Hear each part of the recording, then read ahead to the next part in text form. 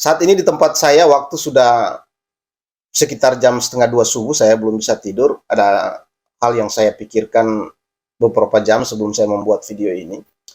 Tentang saya mengamati dan memperhatikan masih banyak orang yang belum sepenuhnya menyadari bahwa sebenarnya di era sekarang ini sudah terjadi perubahan-perubahan yang sangat besar, yang sangat mendasar, dan ini harus kita ketahui dan harus kita pahami supaya kita eksis di dunia kekinian, yaitu era yang kita sebut dengan era disrupsi ini sesungguhnya telah merubah banyak sekali hal, termasuk bagaimana kita menghasilkan uang. Kalau di zaman dulu, seperti wajib hukumnya ketika orang ingin sukses, dia harus menempuh pendidikan formal. Tetapi sekarang, coba Anda perhatikan banyak orang yang tidak punya basic pendidikan perguruan tinggi, tapi punya penghasilan yang bahkan melebihi penghasilan seorang yang bertitel S3. Sekarang di era media sosial ini, coba kita perhatikan banyak konten kreator yang, atau katakanlah YouTuber yang berpenghasilan puluhan juta, bahkan sampai ratusan juta, dan mereka tidak punya pendidikan tinggi.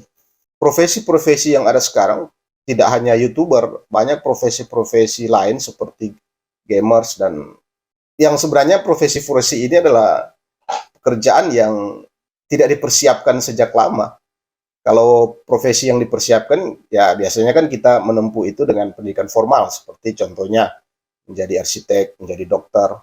Tetapi sekarang, di era keterbukaan informasi apalagi, kita bisa belajar mengakses informasi ataupun ilmu pengetahuan dengan bebas kapan saja, di mana saja, yang membuat kita bisa lebih cepat mengetahui dan menguasai satu ilmu pengetahuan, tetapi juga keterampilan yang kemudian memberdayakan diri kita dan membuat kita bisa melakukan hal-hal yang produktif dan menghasilkan.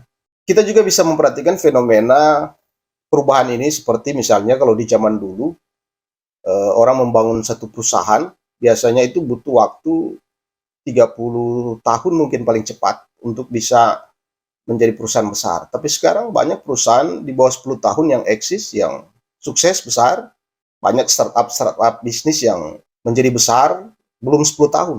Dan inilah yang mau saya katakan, era sekarang memang sudah berubah dan kita harus paham, memahami, supaya kita bisa bertindak dengan benar, dengan tepat. Karena banyak orang yang saya katakan di awal, paradigmanya masih, atau mindset berpikirnya masih pola yang sudah terbentuk sejak lama. Apalagi dari orang tua kita bahwa kalau ingin sukses, harus punya pendidikan tinggi, punya keahlian-keahlian yang diperoleh dari institusi-institusi atau lembaga-lembaga yang formal. Tapi sekarang semua itu sudah terbantahkan sebenarnya. Dan saya mau katakan bahwa sebenarnya ini mau menegaskan bahwa seorang yang mau sukses itu sesungguhnya harus memahami apa bakat talenta yang ada pada dirinya.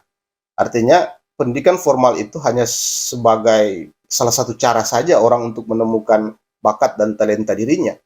Yang dengan kata lain, tidak harus dengan pendidikan formal kita menemukan bakat dan talenta terbaik dalam diri kita.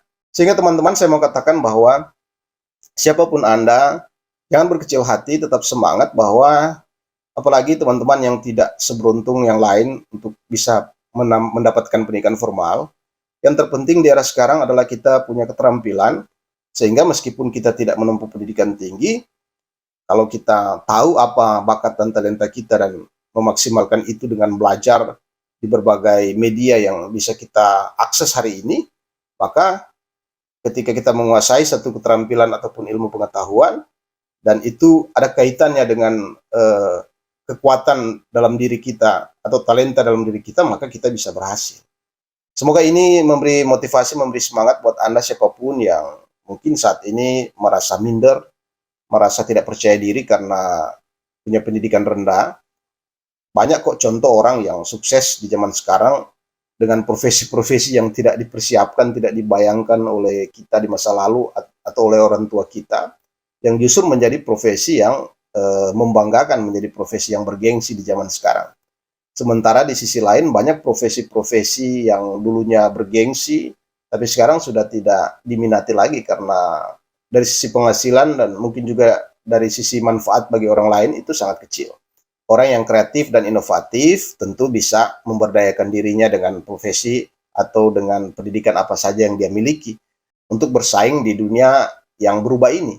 Yang paling penting saya mau tegaskan kembali bahwa kita harus menemukan apa sebenarnya talenta, bakat, kekuatan kita, mengasah itu, memaksimalkan itu, kemudian itu menjadi sesuatu yang memberi manfaat kepada kita, menghasilkan suatu hal-hal yang produktif, dan kita bisa eksis dalam menjalani kehidupan ini, bisa sukses, bisa kaya, dengan kekuatan diri sendiri yang kita miliki.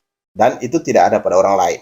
Kita adalah manusia spesial, siapapun kita, punya keunikan tersendiri, dan bila kita memahami itu dan memaksimalkan itu, maka kita akan dibutuhkan banyak orang, dan apabila kita punya jasa atau tenaga yang dibutuhkan oleh banyak orang, tentu juga akan menghasilkan banyak hal, termasuk menghasilkan banyak uang tentunya.